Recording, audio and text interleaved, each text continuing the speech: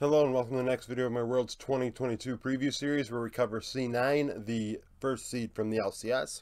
Down in the description you're going to find 3 links: Discord, Twitter, and YouTube memberships. Join the Discord. There's like 280 or so members on there, and usually like 50 to 75 are active at a given time. We also have an additional space for activities category where you can play some, pick'ems and player pool and things like that I created.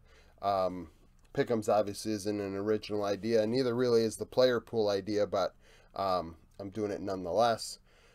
Twitter, follow me there, pretty self-explanatory. And YouTube memberships, $3 keeps the ship afloat. You get a little badge in the comment section. If you've seen a couple people with badges, they are supporting me, and you should thank them, because without them, how likely is it that these videos will be made?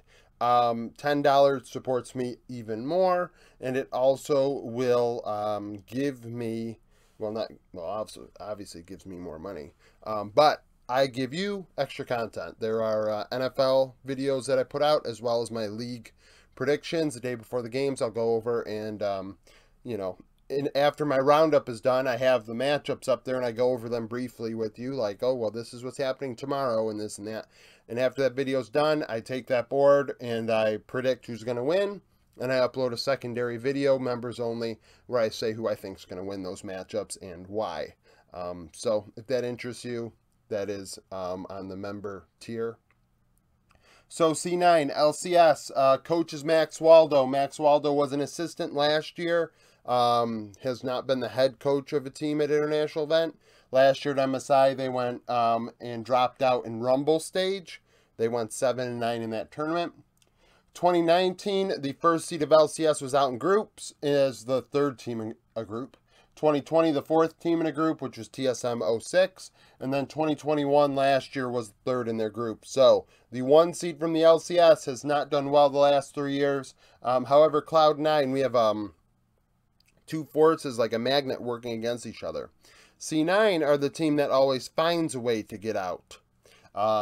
Historically, they are the most successful North American team at international events. They just find a way.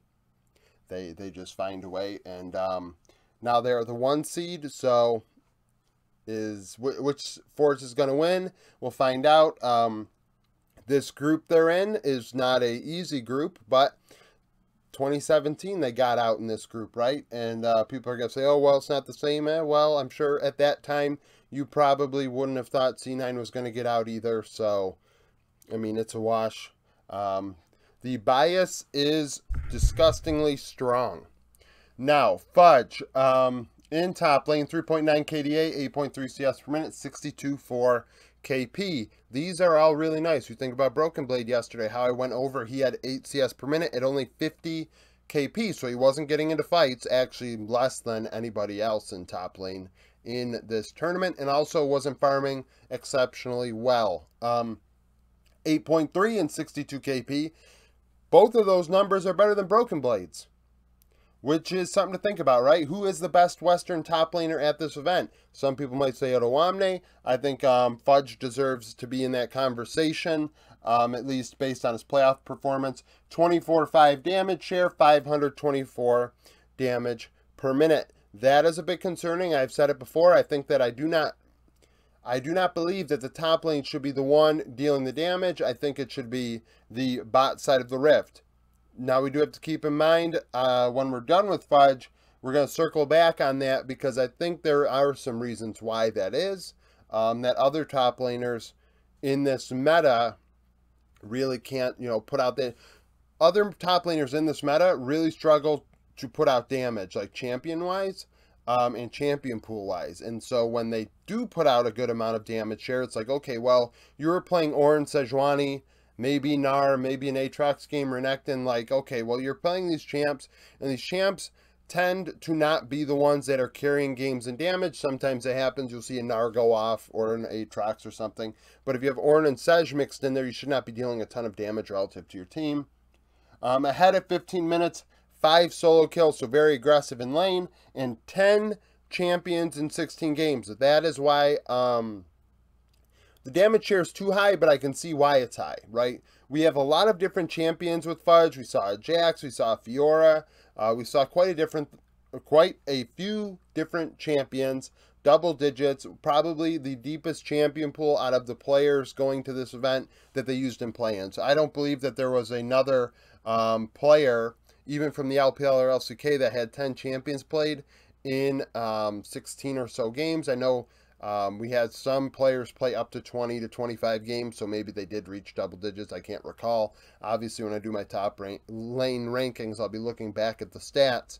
But that's a massive champion pool. That's a champion ocean, really, if you're willing to play 10 different champions, right? Worlds 2019, 21st through 24th, so last in their group. MSI 2020, well, not, oh shoot, I'm all over the place, right? Worlds 2019, Fudge was still in OS. He played for Mammoth, and they were out in play-ins. MSI 2021, out in Rumble stage. Worlds 2021, out in semifinals. He's 18 and 21 between these three events. 2-3 KDA, 7.82 CS per minute, 65.6 KP. We do want to see him take the next step as a top laner at this event. He's still relatively inexperienced at an international stage on a really good team. I mean, this is his third shot, so this is when he needs to take the next step, right? That 7.82 needs to be up about a half a CS, right? He needs to be at 8.25 higher. Keep with the LCS playoff numbers and showcase some good play. Obviously, against Zeus for 2 games is not going to be easy. You know, it's not going to be easy. And hopefully, just the point of this, he's got to look solid. He's got to look world class, right? That's the point. You got to look world class. Speaking of world class, Blabber. I think Blabber is world class. I've said in videos before, if you haven't watched my videos, world class, I do not consider a top 10 player in the world, top 5 player in the world. I believe world class is somebody that goes to this event and does not look out of place. I believe that they're not the one losing the game for their team. They are inting their face off. They're not being completely destroyed. So, and Blabber's stats would indicate that that doesn't happen. So, 3.8 KDA, 5.8 CS per minute, 70.7 KP. Another player with exceptional stats that we are not used to seeing. 5.8 CS per minute. We do not have many players at this tournament putting up farm that we saw early on in summer and spring. This is actually very surprising when I saw it, and I was like, holy crap, this guy gets ahead in his matchup. Now, you could say, well, the guy he's against sucks. Okay, well, that's probably true, but you also have to take into account for the fact that this was over a 16-game window, 70.7 KP. We don't see this out of even minor region junglers, right? Which like Chief Esports Club, Arthur's dominating his region. He's not putting up numbers like this. You know, just Grell from Latin America. He's not putting up numbers like this. Like, just you pull anyone out of your hat, like it's not happening. Even like Elyoya and Mad Lions, I think that he is very, very good. I think he can be a very good carry-oriented jungler. He's not putting up numbers like this. 15.6 damage share is very high. 335 damage per minute is on the higher end. But 15.6 is super high for a jungler. I don't like that at all. I don't like that in this meta. I understand he's able to farm, but these champions are not really in a spot where you can carry with them like that. I really don't think that that's a very good thing. Obviously, he's ahead of 15 minutes because he's farming very well. No solo kills, 8 champions in 16 games. So once again, another player playing a lot of different stuff. This is important. I said it yesterday at G2. I think that if you are not as good as the LCK and LPL, which you're not as good as the LCK and LPL, you need to be a little freaky with your comps. You need to be willing to pick things that they may not expect, and maybe you steal a game. And best of ones, you can steal games that way. Best of fives, a little bit different, but we have to respect the best of one factor. Worlds 2018 as a sub, out in semifinals. Worlds 2019 as a sub, out in groups. MSI 2021, out in Rumble stage. Worlds 2021, out in semifinals. So, you know, Blabber, this is his second Worlds where he is the starter. 23 and 21, 302 KDA, 622 CS per minute, 71.3 damage share. 71.3 damage share would be absolutely cracked. 71.3 KP. So these numbers are very strong. He does not get behind in his matchup, 6.22 CS per minute. We do know that over the last couple of years, it has been a heavy carry-oriented meta. That's why that is. But 6.22 actually fits into that, right? So in the carry-oriented meta, Blabber did not look out of place. Sure, the crab memes and nonsense, like, I don't really care. 3 KDA, solid. We don't see a lot of threes. We really don't. So 3.02 KDA is very good. Jensen in mid, 6.5 KDA, 8.3 CS per minute, 69.9 KP. I will say I was not overly impressed by this. Blabber may be stealing a bit of Jensen's farm. I don't know how that's working out. I don't know if Jensen should be taking Blabber's Raptors more often. But 8.3, he is in a hole. Obviously, his champion pool is a little more eccentric. I don't mean that in like a good or a bad way. It's just not really... He doesn't conform to the meta. And that isn't always really good, right? He plays, you know, we know Jensen is an Oriana type of player, right? That is what we see him as, a LeBlanc player, which was his most played in playoffs. Not many people playing the LeBlanc as much as Jensen was in any of the 4 major regions. 21.9 damage share, 488 damage per minute. Those are very low.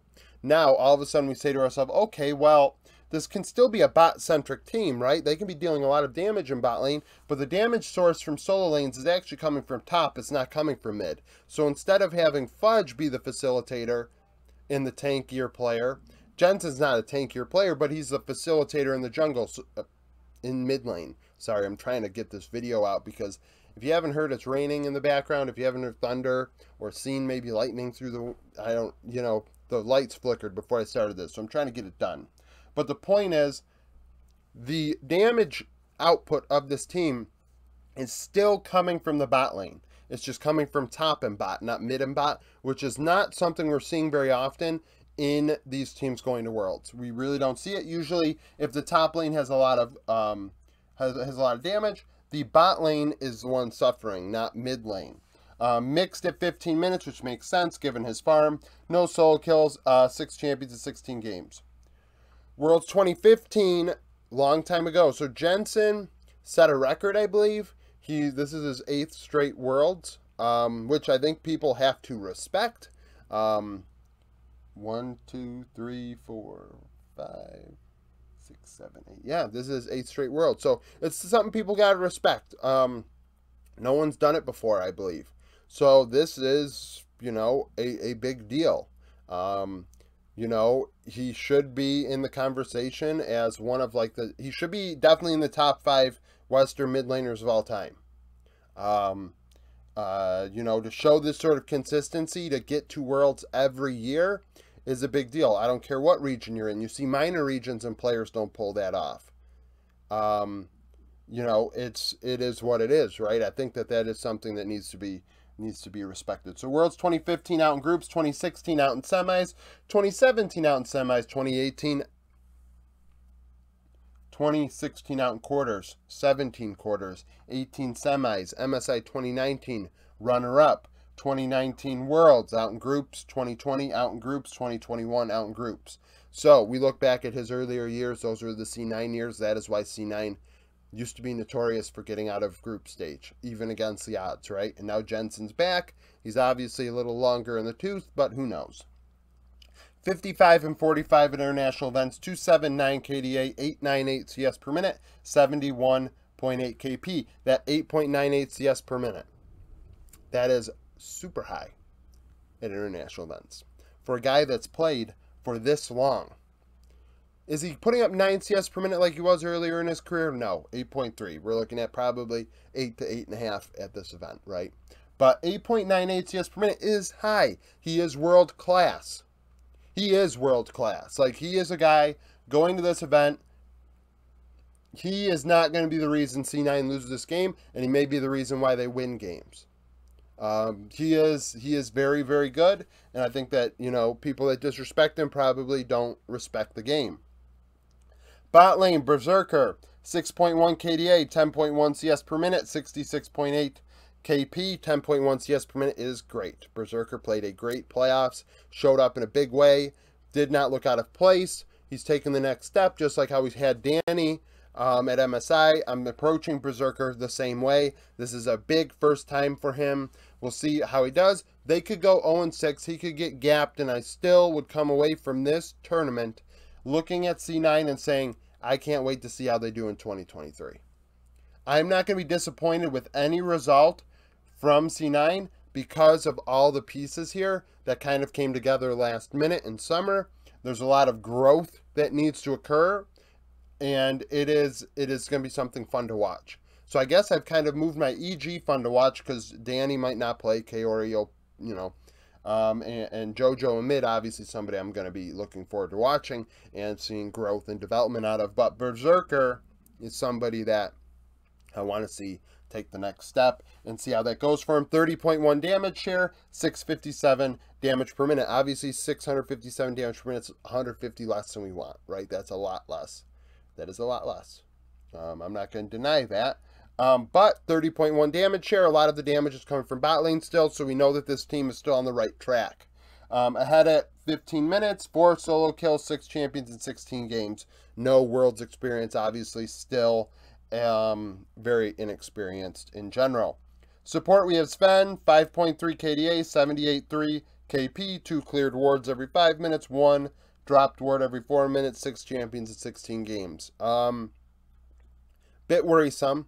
Sven is going to be something to watch. Given small champion pool after the role swap to support, it's been great for him. I mean, they're at the big dance, right? So that's important. That's something that has to be noted. But how's his champion pool going to fare when he has to go against Keria, who has literally the Mariana's Trench of champion pools that it's like it never stops. It just keeps going and going. We don't know how far it goes, right? And then he's got to go against Mako. Mako, world class, a very good support. So the thing is, Sven has his work cut out for him, and we're going to have to see how he does. His vision numbers are solid. The KP is solid.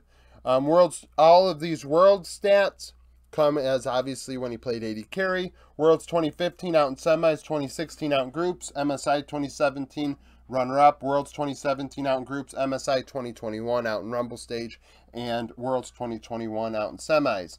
35 and 42 at international events, 2.9 KDA, 63.4 KP. Obviously, those are all ADC stats, like I just said. So, I mean, 2.9 KDA, nice. 35 and 42. So, hopefully, Sven can kind of hold Berserker's hand a bit and help him get comfortable at this event. Obviously, honestly, this team would have benefited from play-ins, and EG is going to as well, in the same way that both of these teams are a little inexperienced in the carry role of AD carry. Obviously, Jensen doesn't need play-ins, but Berserker and Sven could have used play-ins.